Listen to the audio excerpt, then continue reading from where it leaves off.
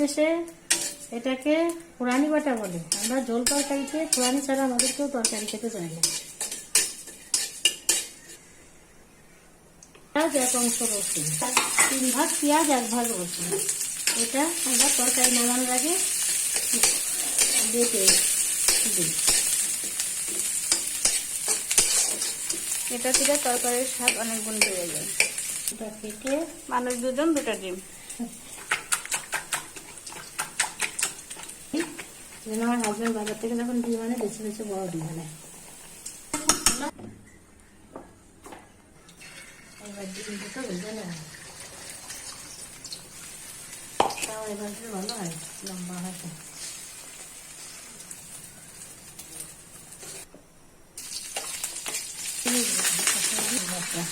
রসুন বাটা, পেঁয়াজ বাটা, লবণ দেওয়া হলো, হলুদের গুঁড়া,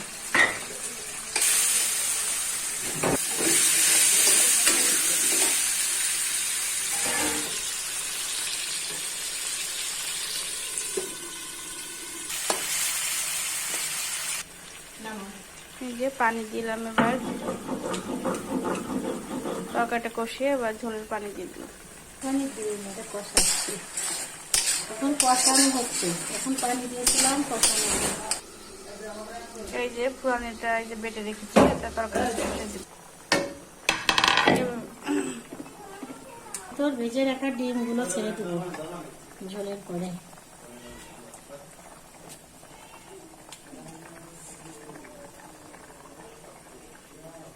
একটু পরে দেখবেন ডিমটা ফুলে ফুলে দ্বিগুণ হবে।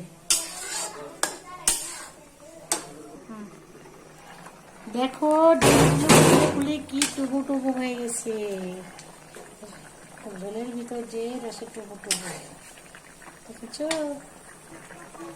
আমরা তো রোজা রেখেছি, এখন তো ঝোল চাটতে পারছি না। সেই পুরানি বাটাটুকু দিয়ে দিই। হ্যাঁ, সেই ভাজা বাটা, পুরানি বাটা, এটা দিয়ে 1-2 ডাল দিয়ে নামিয়ে ফেলবো। একটু টানবে না? হ্যাঁ হ্যাঁ, অনেক সুন্দর।